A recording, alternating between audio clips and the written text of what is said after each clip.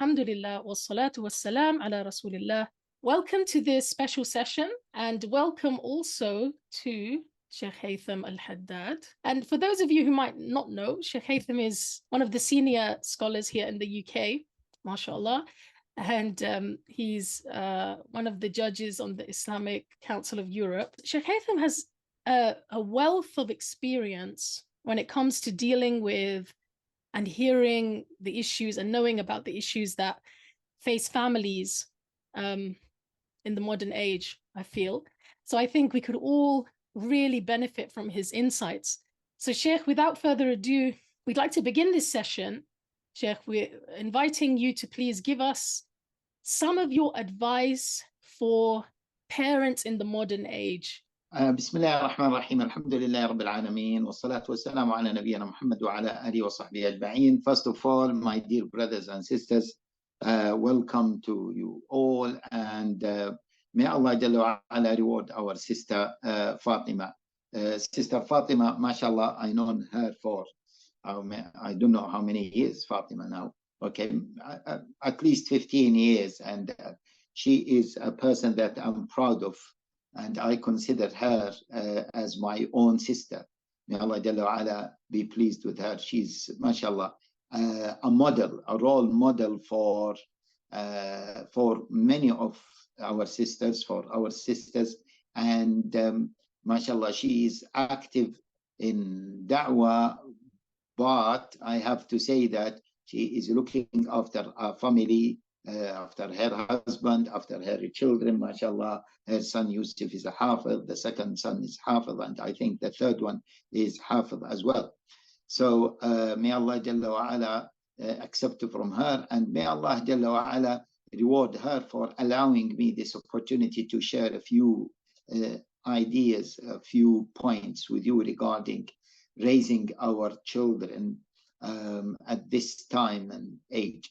Okay, the first point I would like to say that we need to realize that children is a big ni'mah from Allah Jalla wa Ala. And that's why Allah Jalla wa Ala said to the Prophet Sallallahu Alaihi Wasallam, وَلَقَدْ أَرْسَلْنَا رُسُلًا مِنْ قَبْلِكَ وَجَعَلْنَا لَهُمْ أَزْوَاجًا وَذُرِّيَّةً. We have sent prophets before you, and we made for them spouses, and we made for them dhurriyyah.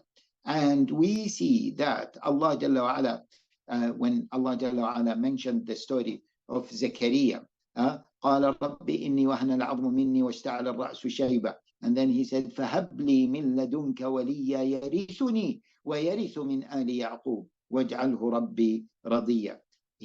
Zakaria, Prophet Zakaria, he said, Ya Allah, give me an offspring, give me children, and they will inherit me, they will inherit my knowledge, I will leave a legacy with them, and they will of course intercede for me on the day of resurrection if they become righteous people, righteous children.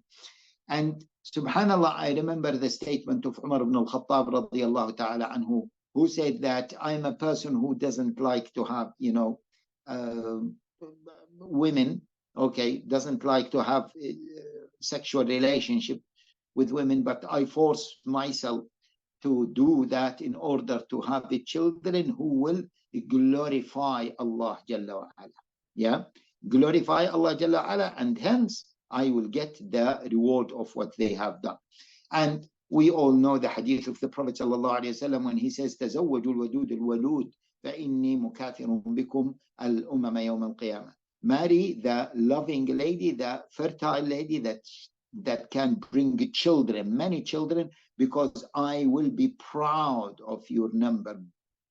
Boast in front of other prophets of your number. So the Prophet ﷺ wants to see a big ummah, and that's why it is having children is one of the sunan of all prophets and the sunan of our Prophet sallallahu alaihi wasallam, and this is something that we need to take it seriously.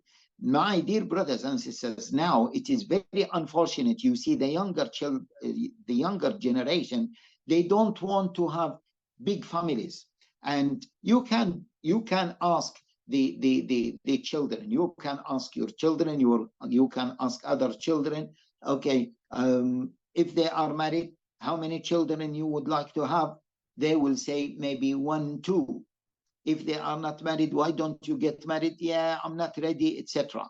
While the previous generation, they used to have so many children, okay? And having big number of children is a sign of power, my dear brothers and sisters. We know now that India outnumbered China in terms of the children, and as you know that the Prime Minister of India, Modi, visited the United States just a few days ago, and they are dealing with India as a superpower. They dealt with him as the head of a super state, okay? And if his country was a small country, the population was small, they wouldn't deal with him like this. And as you know, India is becoming a major political player globally because of the power that it has, and that power is an outcome of the population, the high population, 1.3 million or even more than that. Okay, so this is the first point. The second point, my dear brothers and sisters, which is a consequence of the first point, we need to look at the tarbiyah of our children as a ibadah, as an act of ibadah, my dear brothers and sisters. We should not be frustrated, bored. We should not lose patience. No, whatever happens, okay, while we are giving tarbiyah to our children, we should accept it wholeheartedly, because this is an action of ibadah, and we should be happy with it, my dear brothers and sisters. Okay, so this is a quick point, a second point. And see, with this point, I would like to say, once we talk about raising our children, we need to remember that we are doing it for the sake of Allah Jalla Ala. And as you know, the Prophet ﷺ said, actions are judged by intention, and hence we should behave when we give tarbiyah to our children as this matter is an ibadah. We need to get closer to Allah Jalla Ala when we deal with our children and give them tarbiyah. Now, the third point. Sister Fatima spoke to you before about setting a vision. Yeah, this is crucial for the success of the family. I would like to emphasize on one point, which is having a united vision between you and your spouse, my dear brothers, my dear sisters. And from my experience, if there is no unity in terms of the vision, this will be the most, one of maybe the most actually disastrous things that you have within your family. Okay, if your wife, for example, wants the children to be practicing people, you don't want that. The children will play on the differences between mom and dad, and they will choose whatever they like, and they will not be as practicing as you want. The father, for example, wants them to excel in education. Mom doesn't want that, then they will suffer as a result of this. Make sure, my dear brothers and sisters, that you have a unified vision. Oh. And this means that husband and wife, mothers and fathers, mother and father, they need to sit together in order to discuss what is the vision for their family. And maybe, my dear brothers and sisters, they might need, one of them has to compromise. It won't work, okay? If there is a discrepancy, or if there are huge differences between the vision of the mother and the vision of the father. Okay, another important point, my dear brothers and sisters, we need to ask ourselves what kind of children we need to produce. or to have, sorry. Now, many people say, yes, we want practicing children, but okay, what kind of practicing children they want? Do they want them to be leaders? Do they want them to be just average people? Many brothers and sisters, they like to see their children well disciplined, okay? And as a result of this, they want their children to be the yes man people. They don't want, many parents are annoyed of the annoying children. They don't want their children to be annoying children. They don't want their children to say no to them. They don't want their children to oppose them. They don't want their children to have their own views. And this is a big problem. I am emphasizing on this point, my dear brothers and sisters, because I see many of our community, unfortunately, they praise those children who are well disciplined. And I always use this statement that if you tell them, sit down here, they will sit for 1 hour doing nothing. And then we say, oh, these are the best children. They listen to their parents and they are well disciplined. Nope. Be careful, my dear brothers and sisters. This is not the best children you want to raise. I know that raising leaders is not an easy job. Okay, it is difficult. However, yeah, at the end of the day, it works better for the Muslim Ummah, for the community, and for the parents. And there was a study that was released maybe 8 years ago. They said that they found that children who are not only confident, but who are maybe a little bit naughty and they oppose their parents are the most difficult children to be brainwashed or groomed, especially online. But the yes sir children, they are the easiest to be groomed. Okay. Now, let me mention the final point, and I know that, okay, I want to leave time for your questions. Many parents are worried about, the new trends in our society. For example, the LGBTQ plus whatever.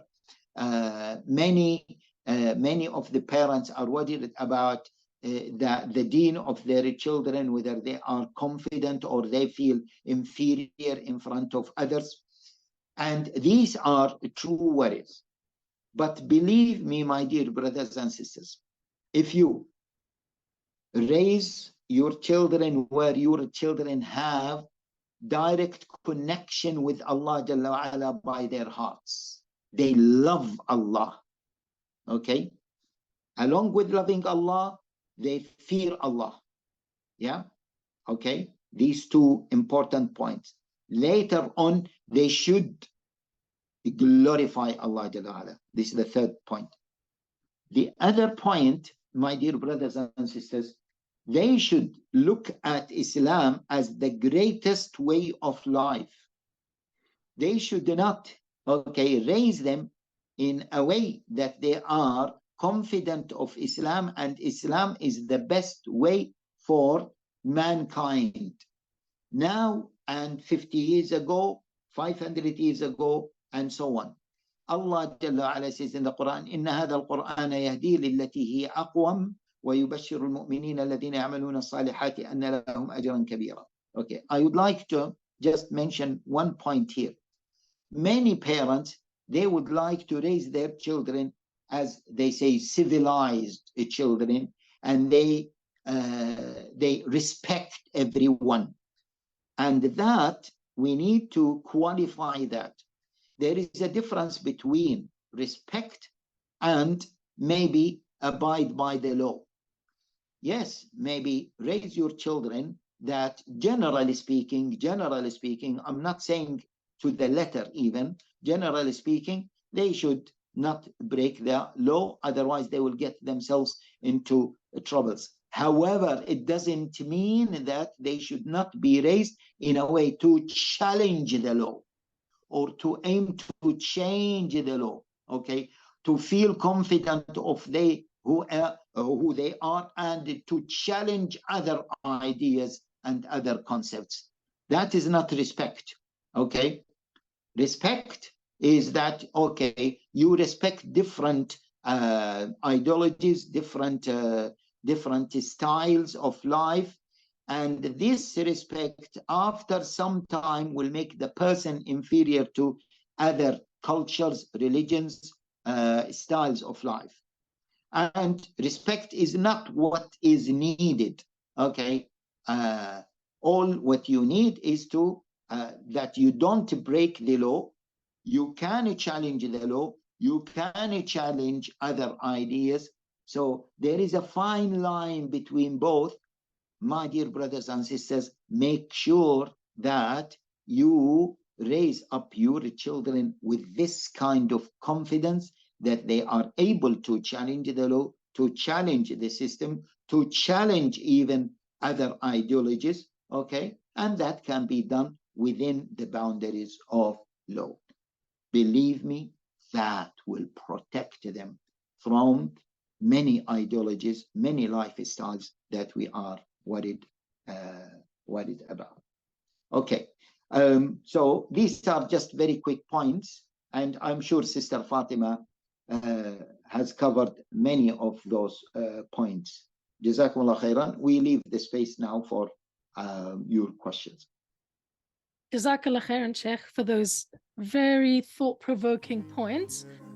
Sorrowful, yeah. My biggest dreams to see you.